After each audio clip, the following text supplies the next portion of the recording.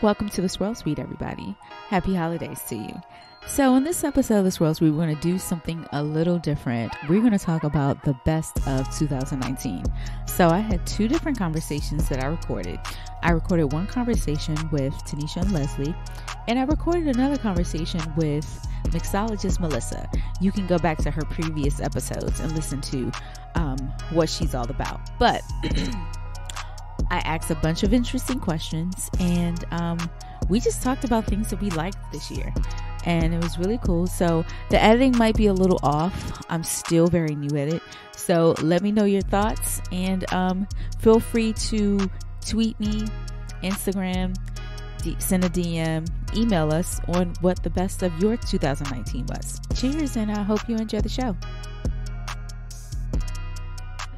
Leslie Freelo, Vino 301 in the house. Merry Christmas. We can say that on this show, right? We won't get in trouble for saying Merry Christmas. Merry Christmas. Yes, of course. What are we supposed to say? Happy holidays. Girl, Happy holidays. I mean, I say that too, but in addition, Merry Christmas and Happy Holidays. There you go. Absolutely. Happy holidays to Jesus. How about that? Oh my gosh. Right. Happy birthday, Christ. All right. Right, exactly. Baby Jesus. Leslie, how you doing? I am good. How are you guys doing? I'm all right. Good. I am all right. Do you know Christmas is next week? Somebody just reminded me of that today. Yeah, Next week? It's next week. Oh Yeah, my God. Okay, yeah. I got to get my Amazon stuff together. I got to do that tomorrow. You haven't done it yet? We just talked about this. We did. And nothing has happened. Not one thing. Not one thing has happened. Yeah. Oh my gosh. I thought I had another week. I did not realize. What exactly do you have to do? Well, I'm not doing anything this year. Okay. Okay. Anybody who I was is about to say, like, expecting- what you gotta do?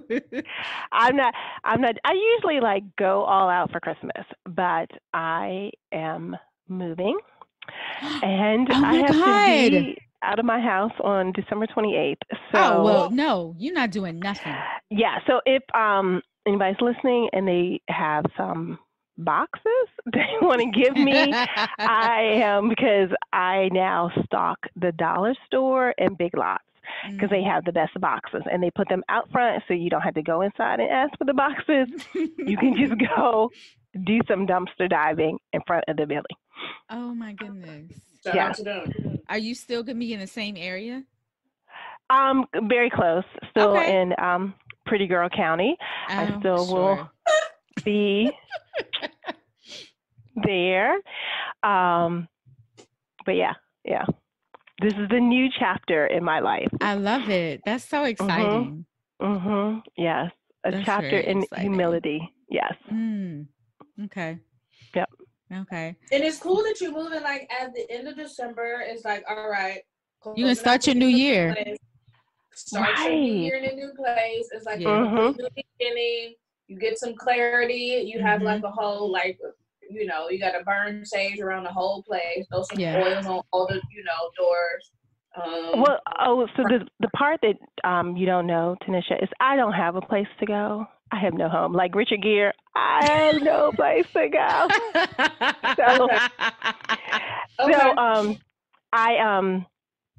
I am moving in with my brother, and I've given myself 6 months to find a place.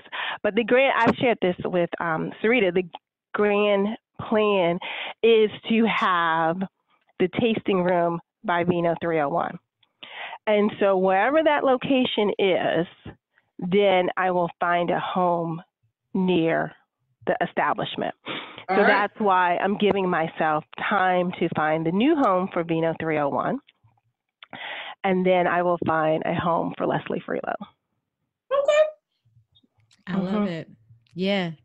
Those are major moves. Yeah. And if you say you're going to do it, then it's going to be done. Like, Exactly. Yeah. It's all right. I mean, it's being recorded. You're putting it into I know. existence. It is in existence. Yeah. I was So, going to ask you a second ago, like, we record. You sure you want to say this? Yeah. Yes. So that is what I am committing to, and it is very sobering. All right, y'all, hold her accountable. Mm-hmm. Do it. Oh, Tweet man. and ask us for updates. We'll let you know if she don't. Yes, exactly. Right. Like, why are you still sleeping in your brother's basement? And you'll be like, because it's comfortable and he Exactly. There's a fireplace down here. Right, and it is. So, but yeah. Well, that's because y'all fancy. Oh my gosh. I know how y'all blacks doing that in that county. Yes. Man, I really hate moving. I don't hate that I'm doing something different or I'm moving to a new place. I hate the whole process. No, the actual physical act of it. I hate packing. I hate everything. Yes. It is like modern day hazing, quite honestly. That is what moving and selling a house is modern day hazing, because they literally have you by the balls and you're committed. Like, you were all the way in. You've already signed some of that paperwork. You can't be like, no, I don't want to sell my house anymore, because then they're like, okay, we'll just sue you. So you have to go through the process. Yeah. Oh my gosh. Man. So you're selling your house, moving to your brother's house. Meanwhile, still holding up Vino 301 and your full-time job. Is that what you're telling me? Yes. Wow. Yes. Okay. Yes. Yeah. It's not a lot at all. Just you can add 2 more things to that. Go ahead. Right. I mean, really, I could you don't need sleep. What's that about? What, really, like, yeah, I could be in the impeachment hearings too, just getting that done. Right. Just go do that. Right. Sign some paperwork. Go do that. Oh my gosh. Wow. Swear in and say some words. Yes. Right. Right. Mm-hmm. Yes. Yes. Wow. Mm-hmm. So what have y'all been up to? Girl, I mean, after all that, you said I ain't nothing. Right. That actually made me I got tired. nothing. I'm like, I need to take a nap after just hearing that. So I can't imagine what it's like to live it all the time. But on the other side, woo, girl, that's gonna be so rewarding. It is. Yeah. I told so I have an accountability partner, and we talk twice a week. And I told her, like, I feel the metamorphosis, and you're gonna be a butterfly. I'm going to be a butterfly, and I feel the pressure, the mental pressure on myself, and my points of weakness like I've never felt in my lifetime before. And I told her, but I want to remember it as challenging as this is. Like, I put myself in this position. It's not like anybody else did. But as challenging as it is, I want to remember the process of rebuilding myself, so I can use that going forward and be a better me. And I know it sounds crazy, but I just think that there are things that happen to you intentionally, so you are able to be a better person and be a better person to the people in your lives. And so as much as this is self-imposed craziness that I put on myself, I think there's a reason why these decisions, I was led to these decisions, if that makes any sense. No, it makes total sense. Yeah, perfect sense. For sure. It does. Man, we got deep. Woo. Right, we got deep first. Like those questions, my last 3 questions for y'all. I mean, Leslie just tackled them, but right. Well, and then we're done. Thank you for listening. Merry Christmas. Happy New Year. No, I wanted this episode to be very casual, but I wanted to talk about like the best of 2019. And this can be, I don't know how this conversation is going to go. It may be wine related. It may not be. It is what it is. But my first question was, where did you drink the best wine this All right, year? my house. My apartment. Ooh, that's a good question. Sarita, where did you drink the best wine? Okay, so there were two places. There were two places that I've always been aware of, but they were really prominent this year. But it was Wardman's Wines in Brooklyn. And I didn't join their wine club or anything, but for some reason, I was really drawn to it every week. So I go to their weekly tastings and buy up so much wine. They got so much money from me. But the thing is, it took me back to a place where I was learning about wine again. And because I'm physically not in a program, I'm not in a certification or anything like that, I was sort of drinking here and there and just buying some old faves or whatever, blah, blah, blah. But it took me to a place where I was like, oh, I've never seen that before. What's that? That's interesting. And actually having full conversations about learning about new grapes and stuff like that. So Wardman's Wine in Brooklyn. And then the second place was Le Grenier, the French restaurant on 8th Street. Every first Tuesday of the month, they have a free French tasting at the bar. The inside is very Frenchy, it's very pinky up, but relaxed at the same time. There's a distributor that comes once a month and pours his wine. So they're very knowledgeable about the regions and the grapes and how the wine is made. And again, that took me to a place where I'm sort of learning the details about certain wines again. And so those are my two top places.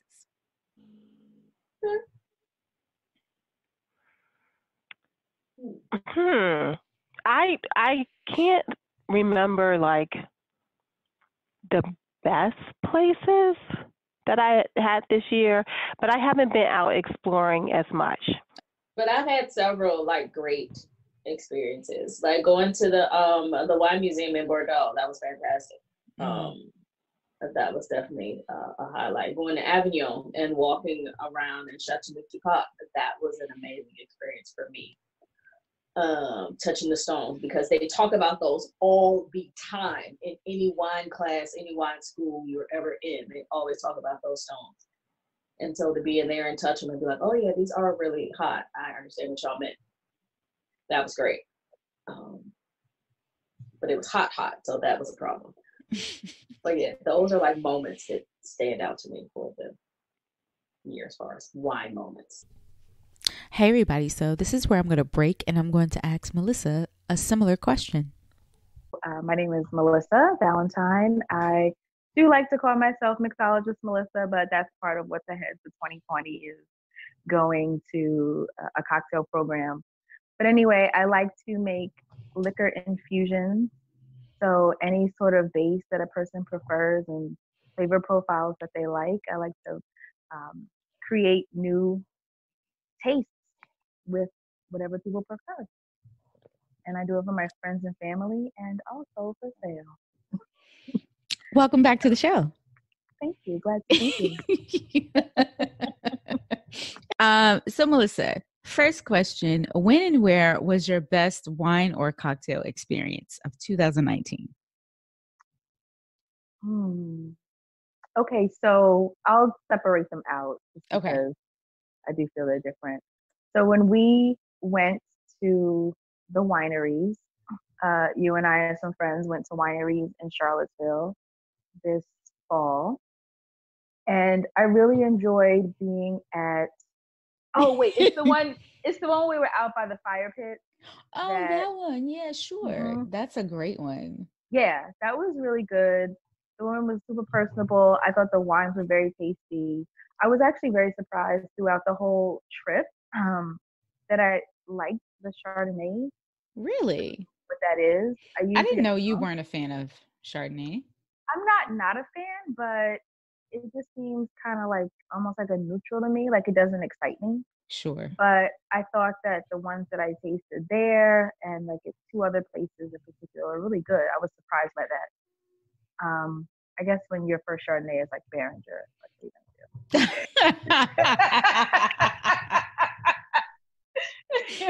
the bar is kind of low.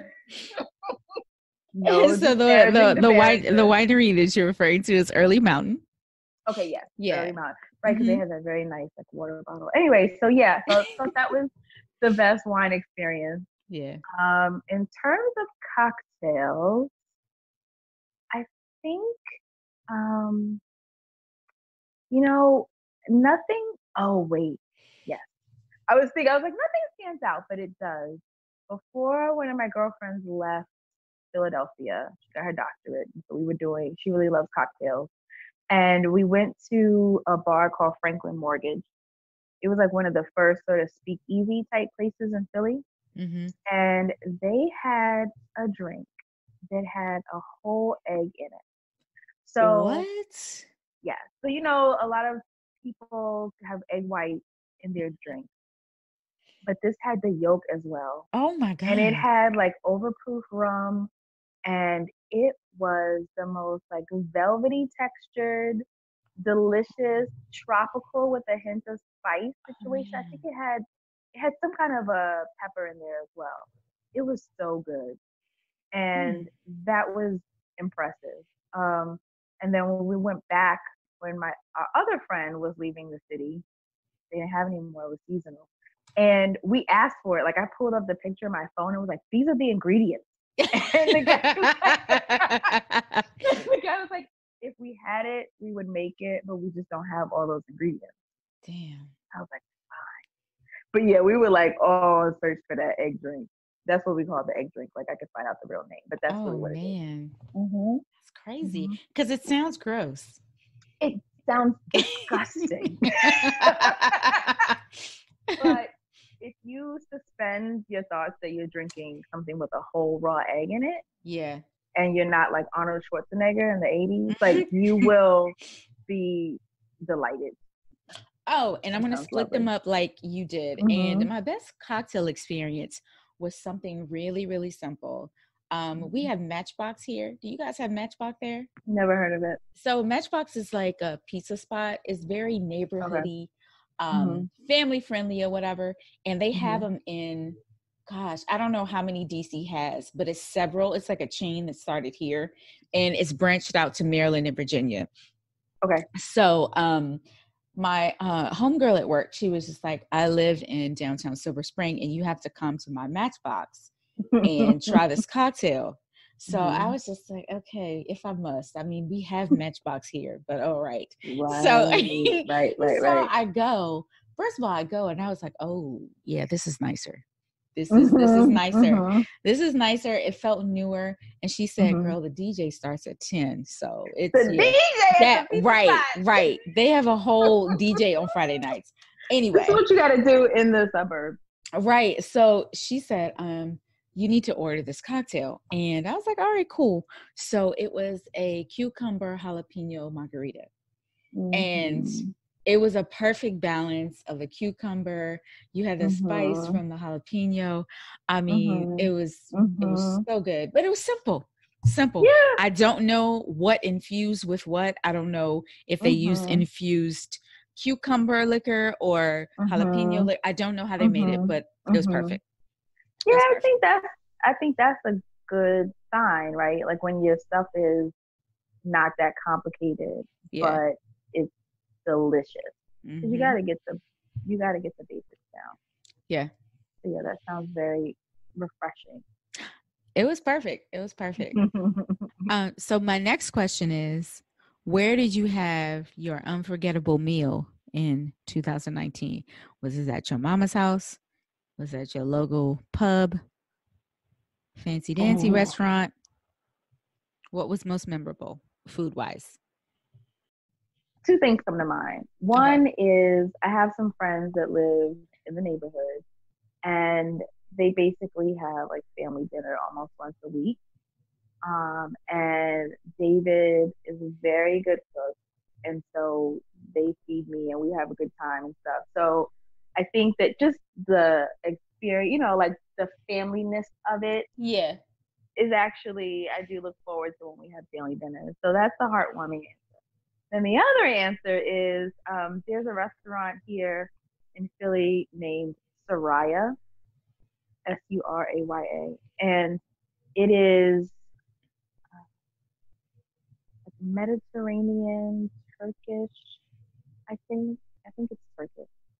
And I went with on a date, and we had the tasting menu, and it was delicious because you get so much food for each person, and everything is just like a little present on the plate. Like, you know, when you have like the pomegranate seeds just right, looking like jewels, and you know, and like the baba ganoush is good, even though like in general eggplant doesn't appeal to me, and like lamb and curries and all that kind of stuff. So that was a very delicious, delicious meal.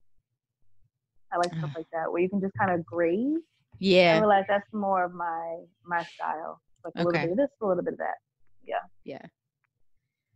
Let's see. For me, I'm gonna take it back to Pennsylvania once again. So on our last night, we were at the final winery that we were visiting. No, am I lying? No, it wasn't the final winery. Anyway, it was called Vox Venetti. So that was the winery that we were at. Again, husband and wife team. Husband grows grapes. The wife helps make the wine. So this was like our final like dinner night, like a grand finale kind of thing. And so he set up dinner outdoors for us. And this is his house. So this is outside. His house is on the vineyard. And I don't know, his house was not built in century, but there is so they made some adjustments to the house, but they kept some things. And there was a very large walk-in smoker. So in the kitchen, which was massive, there was a walk-in smoker. Just think fireplace. That you can walk into? Yeah, that you can pretty much walk into. So the fire is at the bottom. And then once you put the fire out, the the place is filled with smoke, and you can hang things over the smoke, where the fire was. And that's how you smoke meats and vegetables and stuff like that. So almost the entire, I don't know, it might have been like 5 courses was smoked. What? And everything was so good. And of course they paired each course with their wines. And I don't think I've tasted anything like that. And it was like a dream. It was awesome. Okay, follow-up question. What, if you can remember specifically, like what was something that was smoked that was unexpected that you enjoyed? Because probably, oh no, go ahead. What were you about to say? No, I was just gonna say, I mean, that sounds delightful given a person knowing what they're doing. But smoked stuff, a lot of things, like after a while, it sounds like overkill.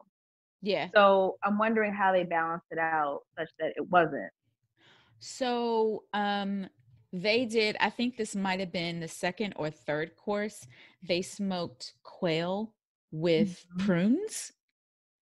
So yeah, and they tossed it in some sauce or something, but it was a nice balance. I guess the the sugar from the prunes, and then the smoky saltiness in the quail. It was it was fabulous. Yeah. Oh, and that's why that restaurant. Wait, what's the name of his restaurant? So his name, the chef's name is Anthony Ondario, and the restaurant is called Ondario, and I'm not sure exactly where it is, but it's in Pennsylvania, and you got to make reservations like a month in advance. But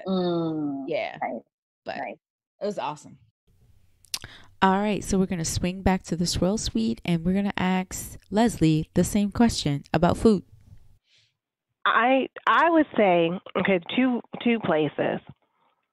I was in Carlsbad, California, and I was like trying to find the local wine bars or what have you. And so I found this wine bar, and right a block away from the wine bar, they had a farmer's market. And so the owner of the wine bar was walking around, and he had these strawberries and blueberries that he had just bought from the farmer's market, and he had it like on a plate and cheeses or what have you. And those strawberries taste like strawberries, not like the strawberries that we get here that don't. it was just so ripe, and you were like, oh my God, this is what a strawberry is supposed to taste like. So something simple from the farmer's market. And then when we were in New Orleans, I was staying at my mom's home, which is in Opelousas, and that's like a 3-hour drive from New Orleans. And so one of the things growing up as a kid, we used to get boudin all the time. And some of the best boudin comes from the gas stations in Louisiana. Really? People in Maryland don't understand eating food from a gas station, but people from the South clearly get like getting good catfish or what have you. So on the ride back from New Orleans, I stopped in one of the towns and got the best boudin I have ever had in my lifetime, and it just like invoked memories of childhood or what have you.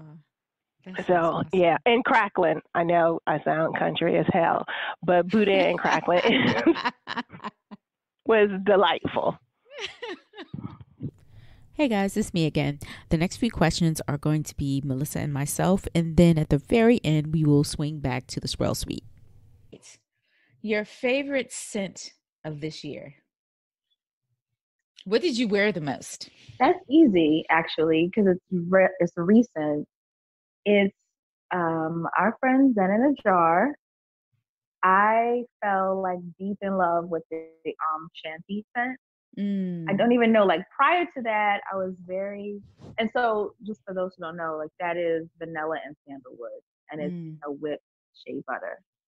And it's so heady and like sexy. It just makes you think of the nighttime as the right time, and like and candles.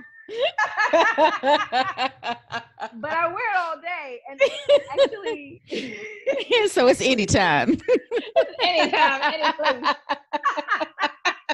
Janet said so. Yeah, and actually, I think it wasn't until the summer that I actually smelled it, which it seems like it might be a little too heavy for summer, but it's just so like warming. And I've had more people ask me or just state like, "Oh, you smell really good," without even being up on me, for that. And I agree. And it's just like, it's like in my robe and in my pillow and stuff. Right. And I really, really like it. Yeah. I mean, I'd never had a scent that I didn't like. Yeah. Zen in a Jar, but that one like went right up to the top of my list. I love it. Yep. So my favorite scent is quite recent also, and it's actually my gift from you. Right. So guys, Melissa gifted me a fragrance, and I can make my own scent on this website called Waft, right? Fragrance experience. Yes, it was a whole experience. So you log in, go to the website, and you choose your your favorite scents. So my scent is a combination of citrus, cardamom, fig, sandalwood, green leaves, and flower. And it came out so beautiful. It's such a nice balance of my personality, and yeah, I absolutely love it. And so like that sounds like warm and not dark in like a negative way, but just like dark, but like there's some kind of like stream of light coming in. I don't know if it was like the flower or something else you said that was on the lighter side. Like it sounds like a balanced choice. A balanced list of options. Nothing is leaning too heavy in one way or the other. Yeah, it's that's lovely. I love it.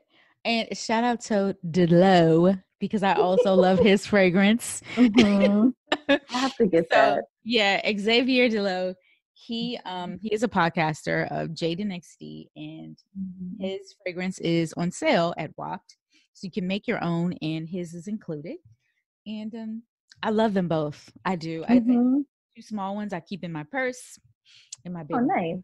Yeah, I love it. Very nice. Very nice. All right. What is your favorite book of this year that you read this year?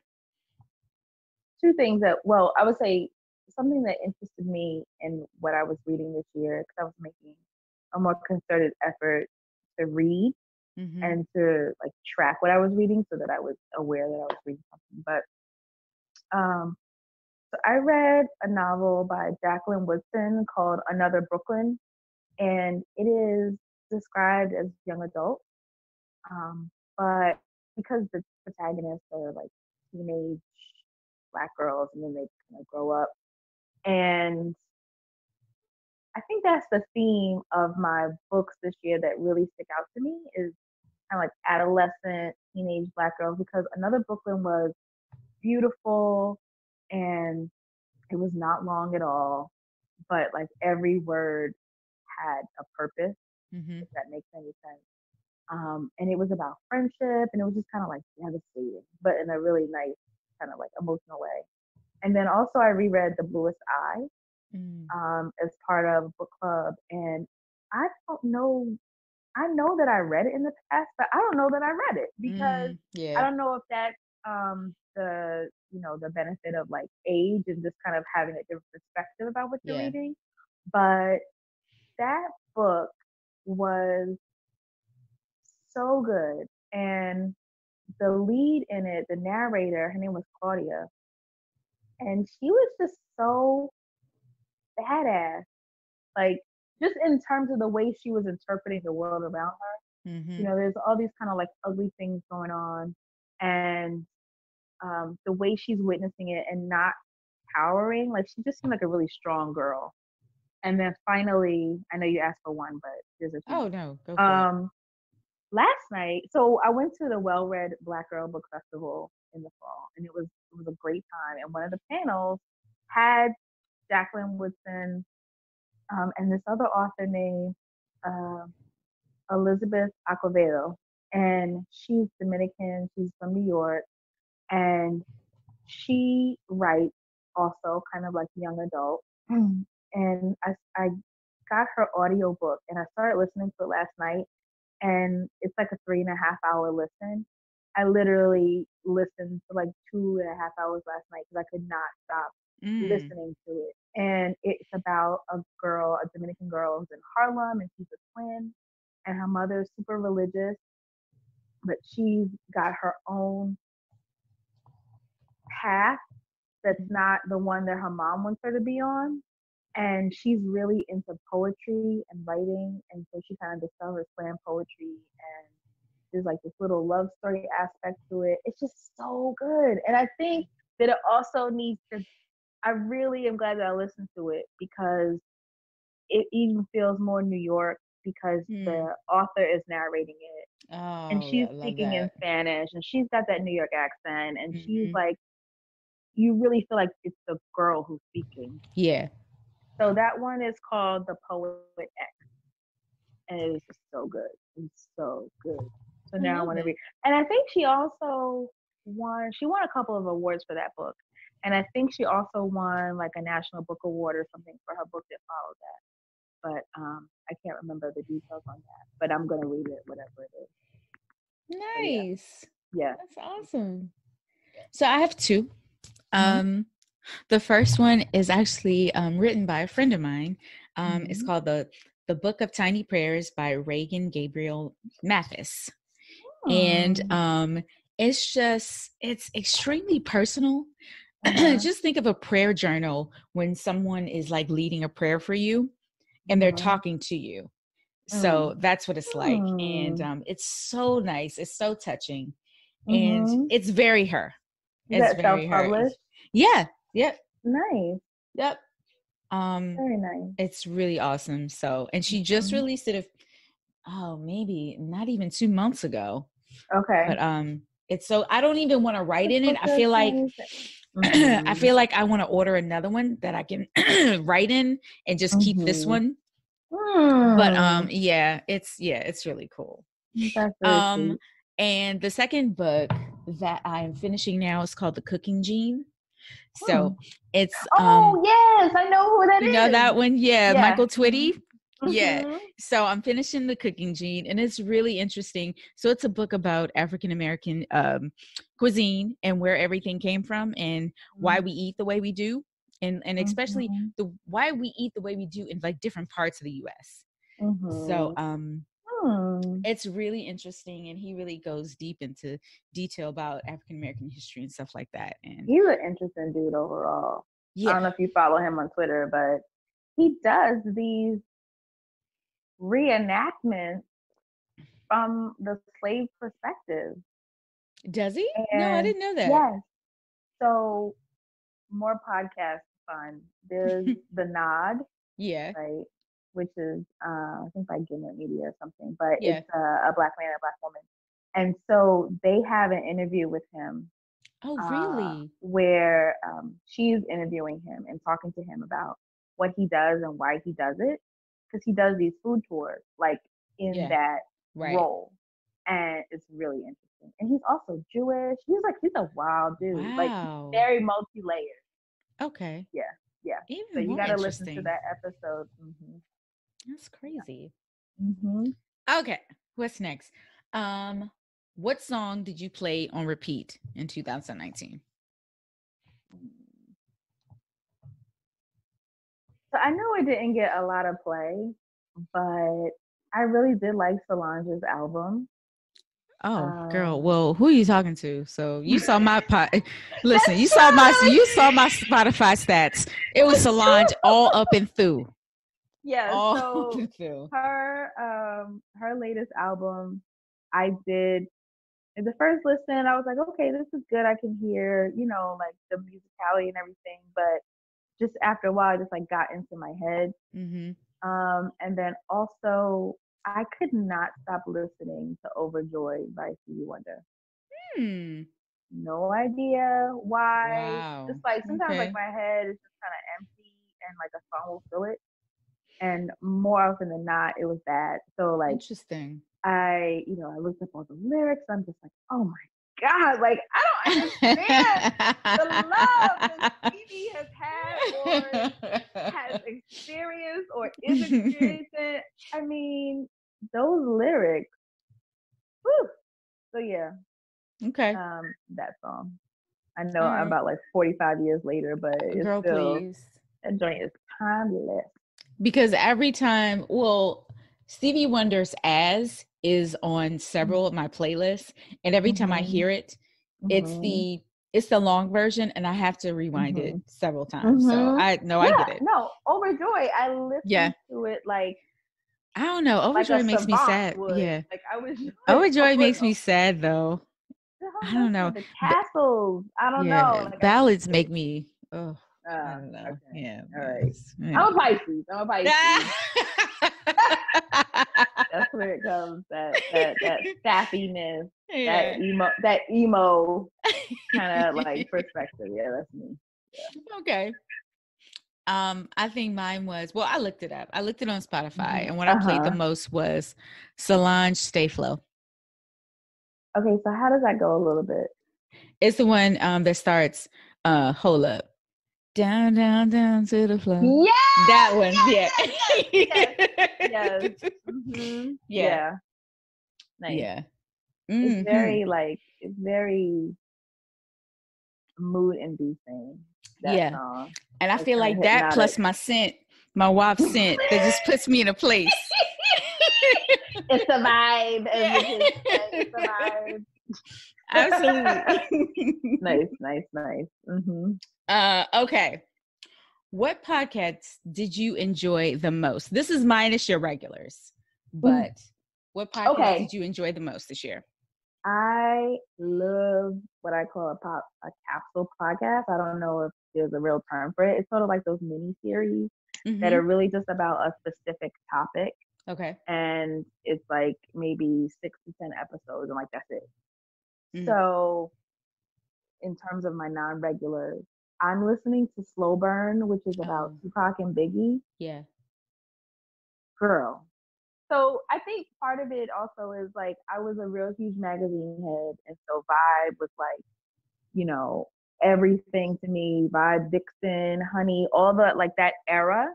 And so I remember a lot of what they're talking about and the people that they're mentioning, and I can see it in my head as I'm listening to it because I was a teenager. But there's like pieces of it that I didn't really understand, like the whole Tupac coming after Biggie and his thoughts that Biggie and Diddy were like out for him, and the way he internalized that stuff, and then like it led him to Suge Knight. It's just like, damn, it just kind of hurts to listen to, because you're like, this is going to end tragically. Obviously, we know that, but to see the lead up, and also I think it's episode 5 that's about how he got Faith involved. Girl, that is somebody's dissertation. Just like the use of the way Faith was used as a pawn by all of these men, and she already wasn't necessarily being done right by Biggie, and then Tupac is gonna go out there and like put in his songs and like set it up so that it looks very questionable. That episode alone is like wild from definitely like the Black feminist perspective too. But so that I'm really enjoying that one. It's not over yet, but yeah, it's like 7 episodes in, so I feel confident saying that that was definitely one of the top. Interesting. Mm-hmm.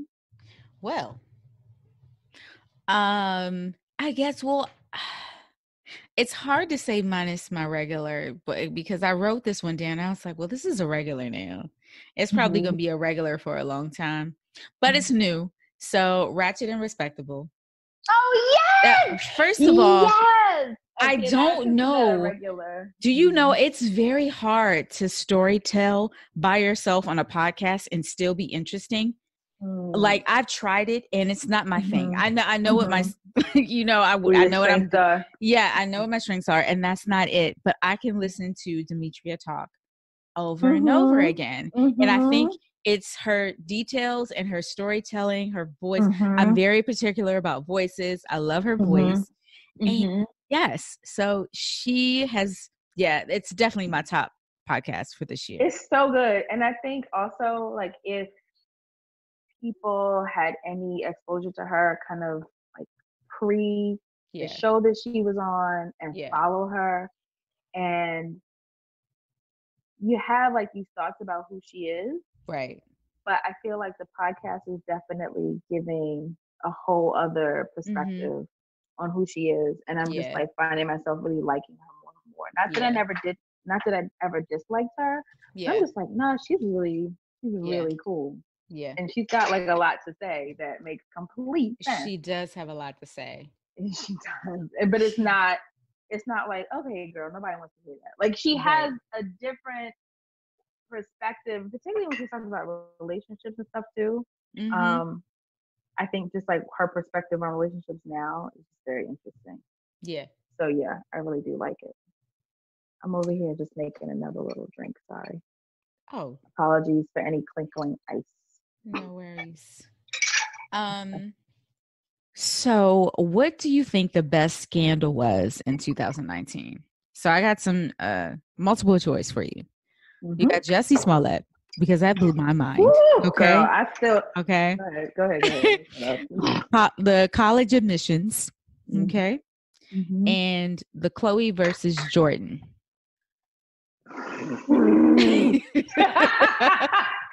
I'm sorry, I just had to like exhale deeply on that, because each one of those is a whole other thing. Like, Jussie, I gotta be honest, I still haven't processed that, because it doesn't make sense. Yeah.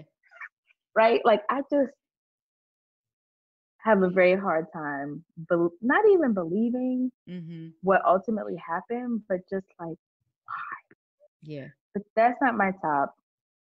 Jordan and Chloe, I refuse to make it my top, because fuck the Kardashians. Sorry. Sorry. And the way she was like, you destroyed my marriage, like, girl, sit down. But I do think the whole like Red Table Talk intermission was just made it a much more interesting scenario than previous Kardashian nonsense. But I'm gonna go with the college scandal. Okay. And part of that is because in my role in compliance at an academic medical center, I do presentations on new employee orientation, and we talk about the code of conduct. Mm-hmm. And so this is actually one that an example that we use. Mm-hmm. And it's, you got everything. You got fame, you got money, you got lying, you have like such blatant cheating. Yeah. You have people obviously not speaking up. And then you also have the hubris of somebody being like, I'm not guilty, lady. Yeah. So it's wild. I mean, it's not shocking, I'll say, because we kind of know what money and access and fame does. Sure. But the intricacies of it is also really interesting. Actually, there was a capsule podcast on that one too called Gangster Capitalism. That was a good one. That was good. I just like to hear details. Yeah. And so that was good too. So I sent this to you before this came out. So you know there was a 16-year-old that was kidnapped in the Bronx, right? Yeah. So they found her. Right? Yeah. Yes. Well, they found her. Girl, because she confessed to it being a hoax. She set the whole thing up. It was staged. The whole story makes me upset.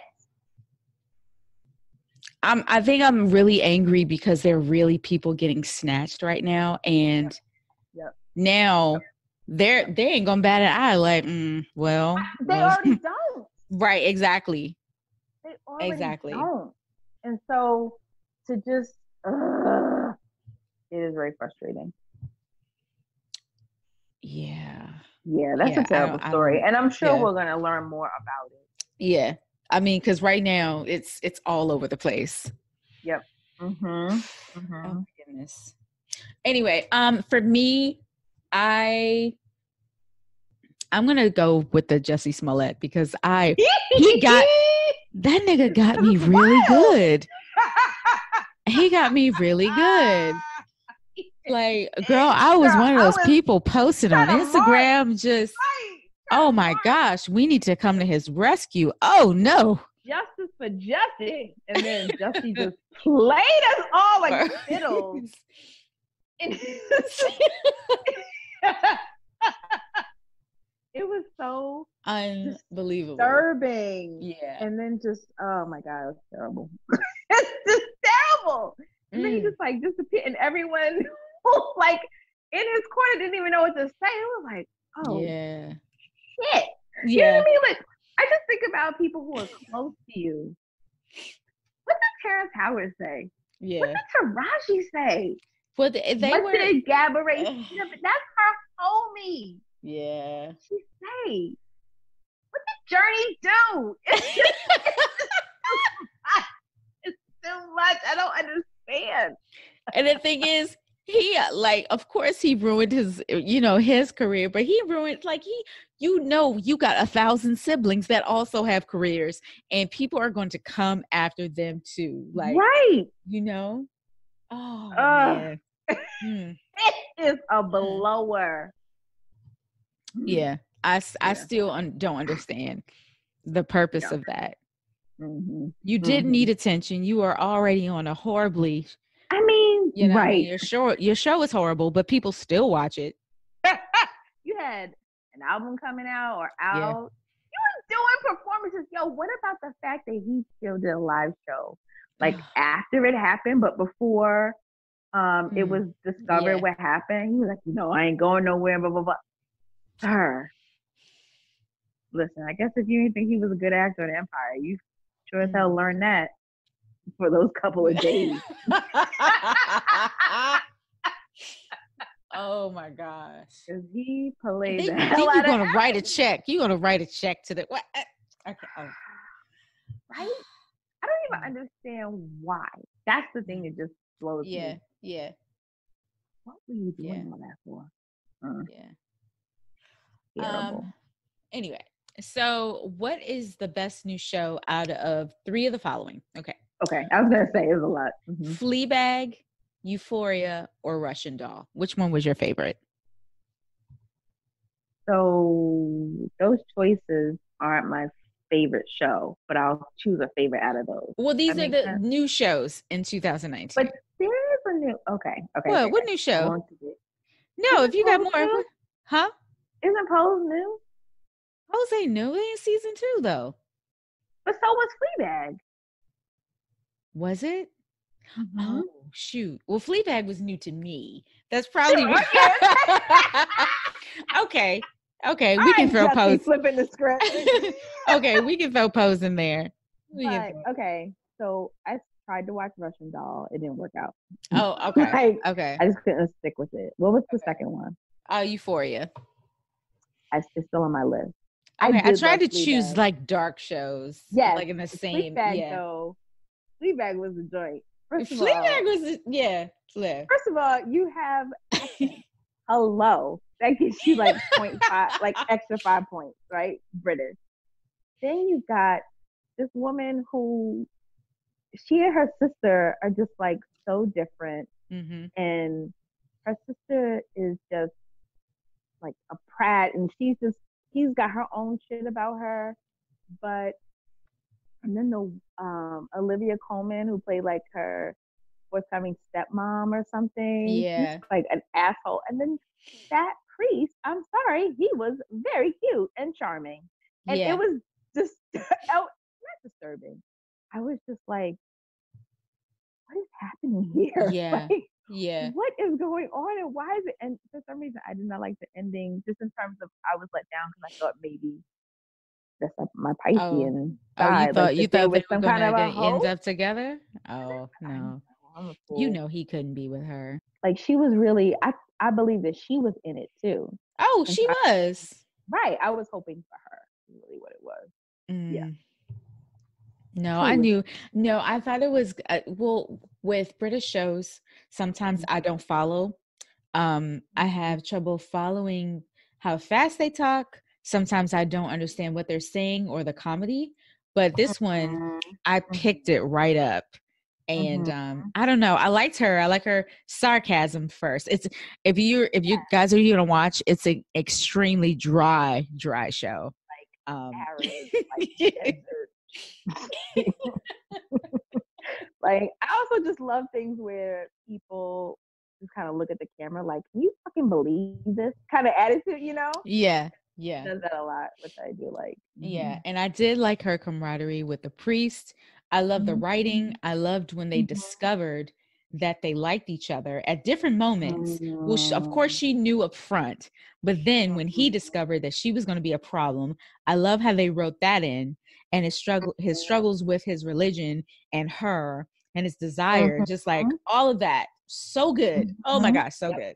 It was so good. It was. Man. And I feel like you don't even truly have to see season 1 in order for you to understand season 2. Yeah.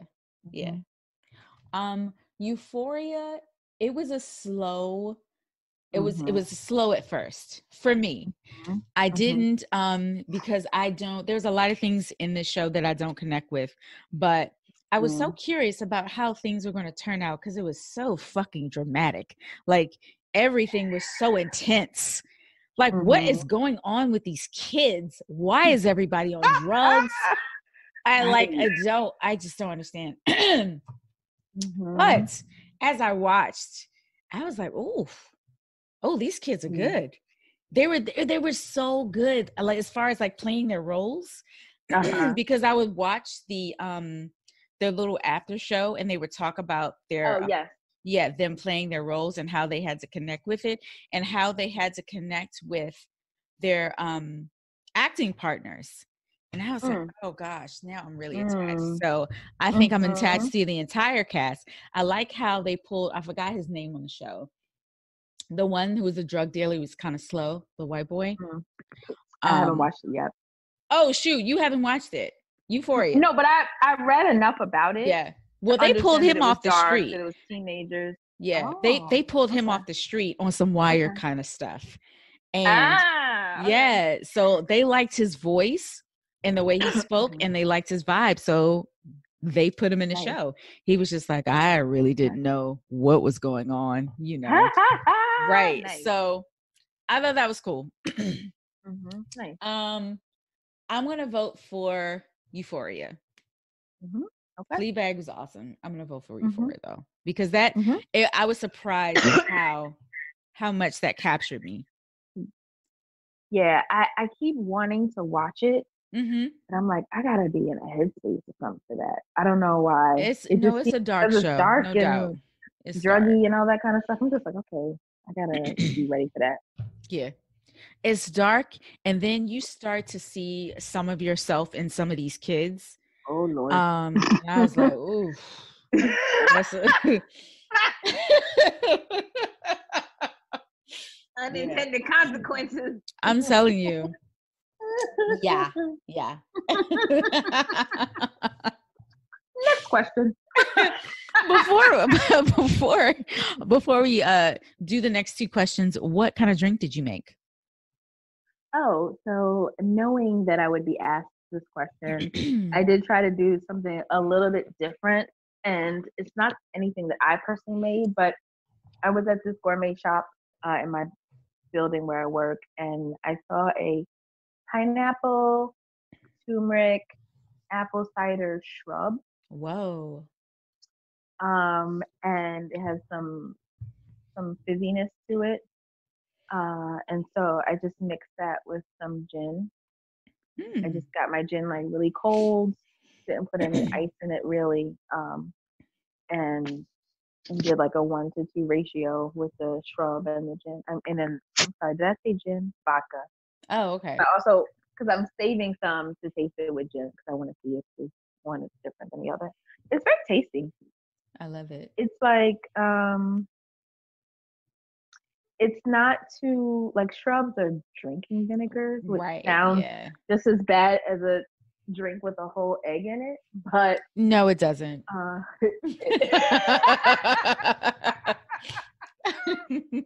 But so it has like that acid, that acidity, but it's tasty. Okay. So I'm enjoying that. When I was at my office party earlier, I have a coworker who her new drink is the French 75, and she's used to it with gin. So she's never had it with cognac. So when she ordered it today, it came out really dark. She was like, "Oh, this don't look like the regular one, but I'm gonna taste it." So she tasted it. She said, and then she looked at the receipt. She was like, "Oh my God, they put Hennessy in this." I was like, "Oh, darling." I was like, "Oh, darling, they can. Yes, they can. Right. That's allowed.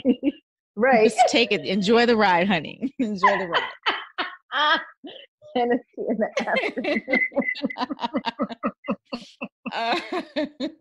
So did you come home and make one yourself? I have a hot toddy. Oh, okay. I was around a lot of people today, and I'm really not trying to get sick. I know so many people with the flu, and I just can't even handle it. Yeah, just germs all over the place. So I'm sipping a hot toddy. All right, guys, these are our last few questions about the best of 2019. We're going to flip-flop between Melissa and the Swirl Suite, and we're going to wrap up the show. Cheers. What are you looking forward to in 2020? I mean, 2020, period. Like, I'm looking forward to that. Specifically, doing better, being better, that kind of thing. More travel, more wine, binging new shows on Netflix. Like, I'm looking forward to all this.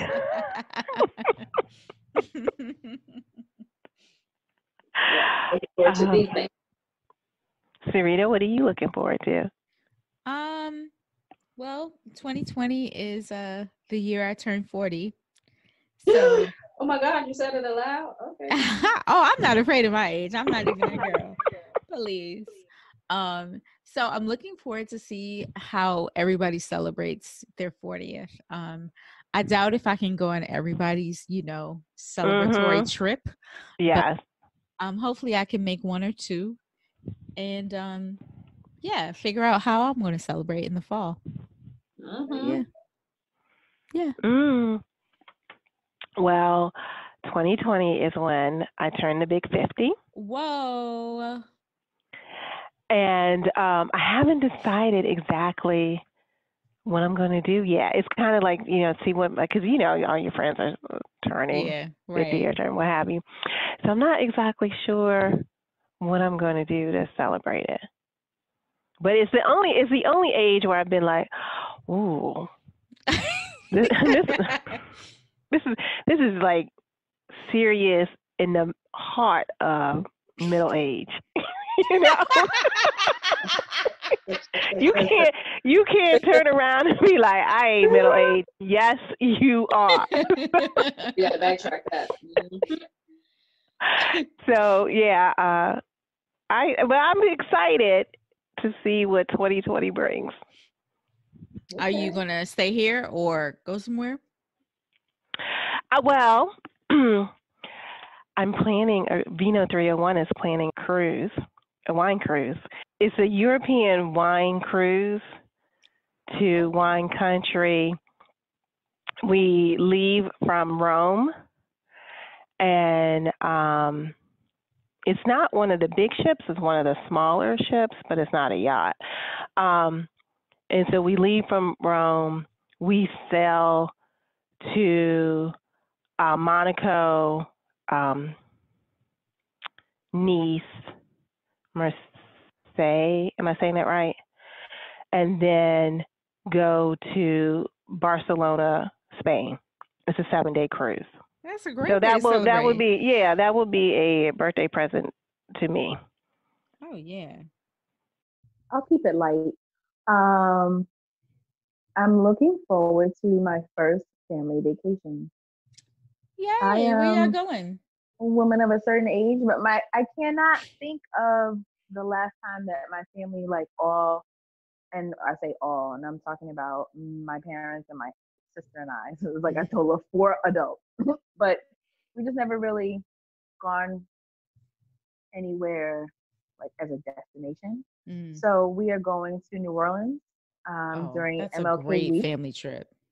Yes, I'm super excited because we'll be there from Sunday to Saturday. So we have like enough time. My sister found a really nice Airbnb where we all have enough space and everyone has their own bathroom. She and her boyfriend are coming with their 2 dogs. So it's truly going to be like a family situation. Oh, that's so And nice. my dad, he's huge into jazz. And so he's always wanted to go to New Orleans. So I'm the party planner and my sister was all the logistics. So my job is to get my parents down there, first of all, because I don't even know the last time those fools were on a plane. So I'm like, I am coming to Baltimore to leave with y'all because I'm not going to have y'all out there like Kevin from Home Alone. We're not doing that. Have you seen my mommy? No, I'm not doing it.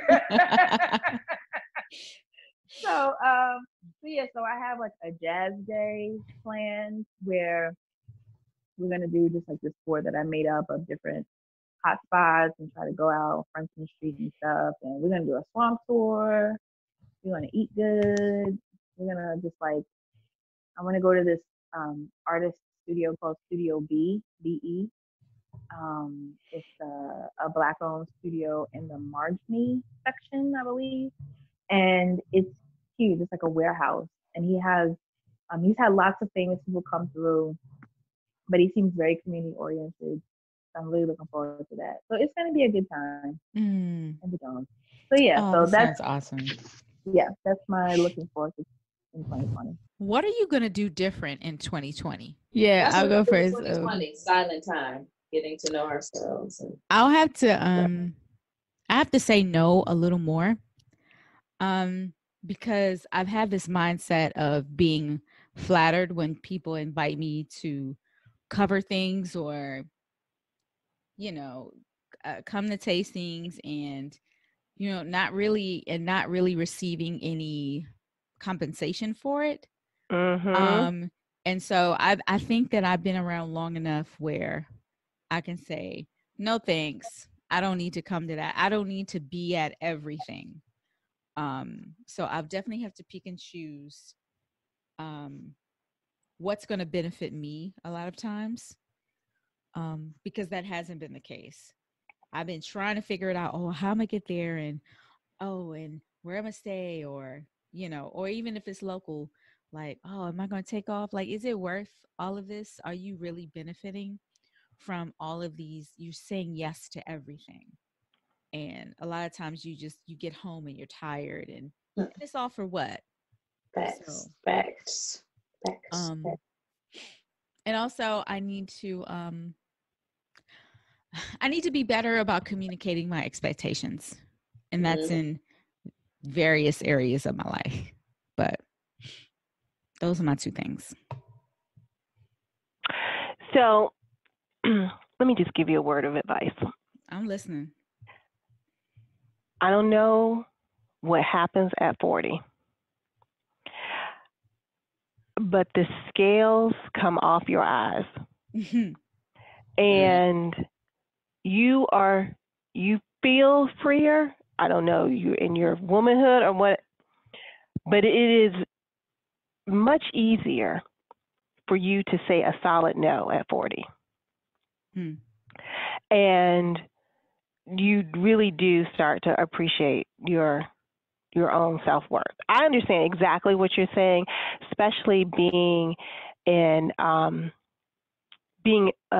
entrepreneur. You want to make sure that you have been seen and you are seen, and that people take you seriously in the craft that you have. But I completely agree. There comes a point where you're like, I have paid my dues. I know my value, and let's negotiate my value. And well, your value is non-negotiable. And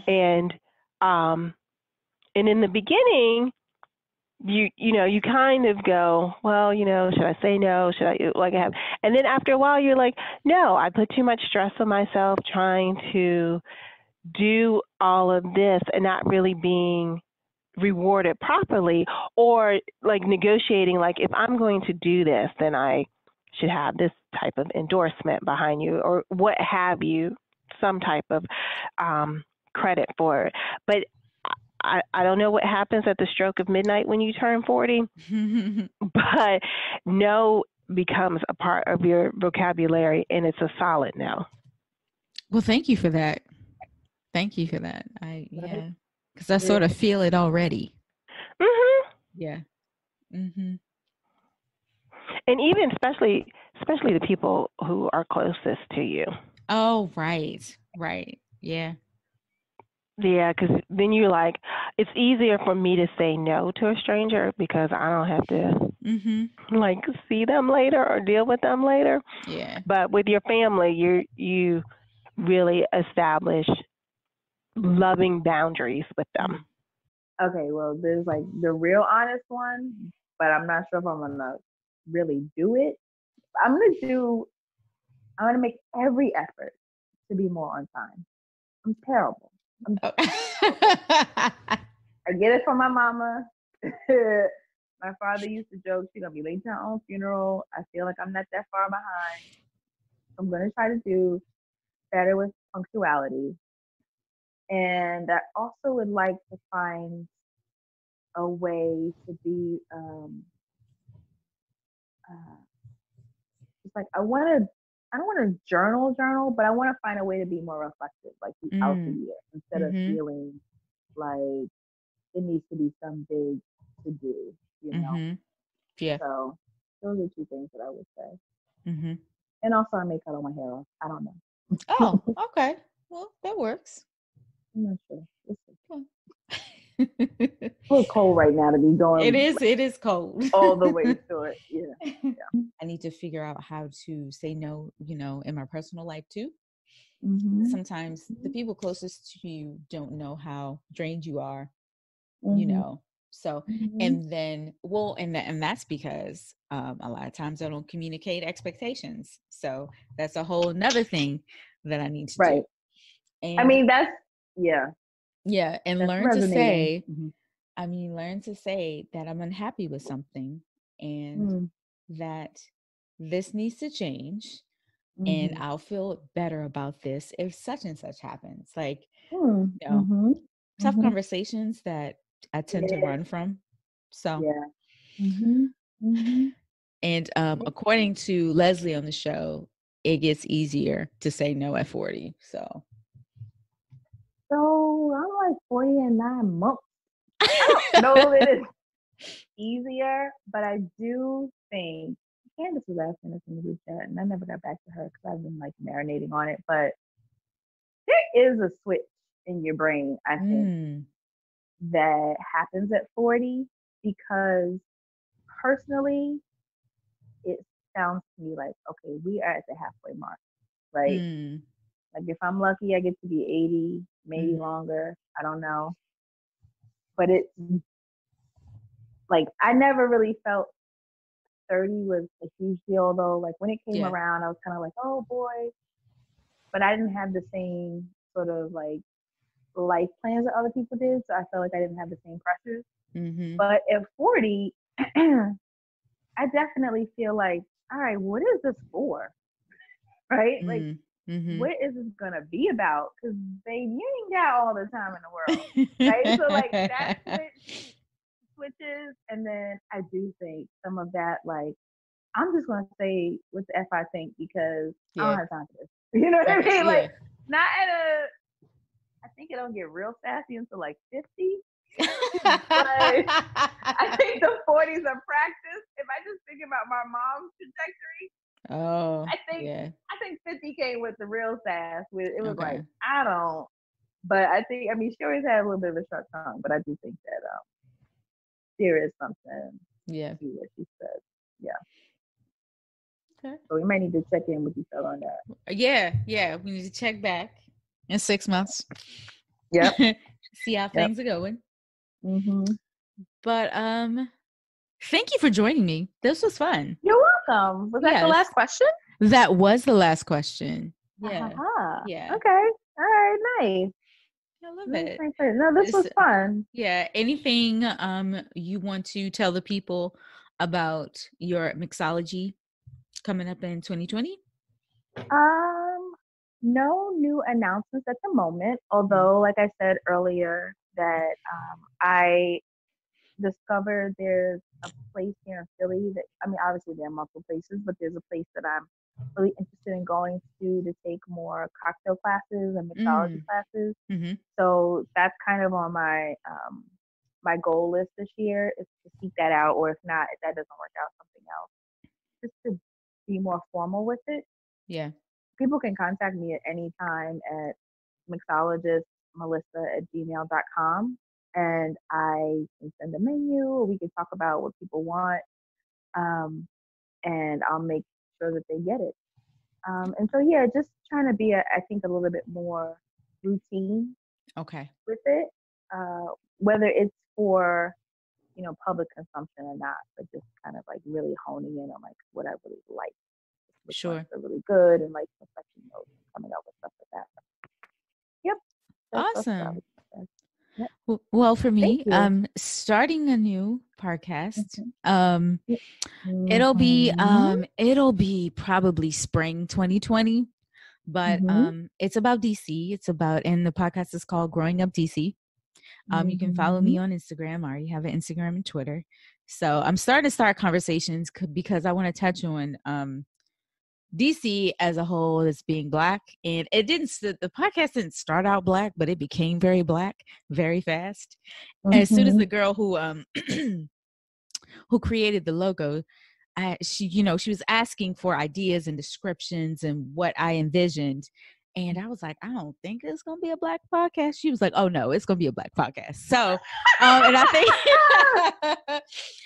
but I think it fits because of the gentrification going on right now. I like to really touch on what DC really feels and looks like. And I'm going to interview people from 3 different generations. So, let's see. Yeah. So I'm going to do 60 and over. And then my generation, and then I have to find some young people that are like, I don't know, 25 and younger. But I want 3 different perspectives, of That's living, awesome. living and growing up in DC. So that's going to be super cool. And Yeah. yes, that'll be very interesting to see like what people had experienced versus what they are experiencing. Yeah. I'm Yeah. looking forward to it. Yeah. That'll be fun. So, Merry Christmas, everybody. Happy holidays. And Happy Feliz New Year. Navidad. Yes. Cheers. All right. I'm just grateful for the Swirl Suite listeners and followers, and just the shout outs that people give us that you don't realize that they are listening, and so I'm just thankful, and so I want to say thank you for everyone who continues to support us and uplift us. Ditto. Took the words out of my mouth. And I'm thankful for you guys. I know it's like everybody has multiple things going on, and it's life, and it's all of these things, but you're still here, and I appreciate it. Well, thank you, Sarita. We love you too. Well, that's all, folks. Merry Christmas, happy holidays, happy New Year, all of those things. We hope you have a wonderful and safe holiday. Cheers. Cheers.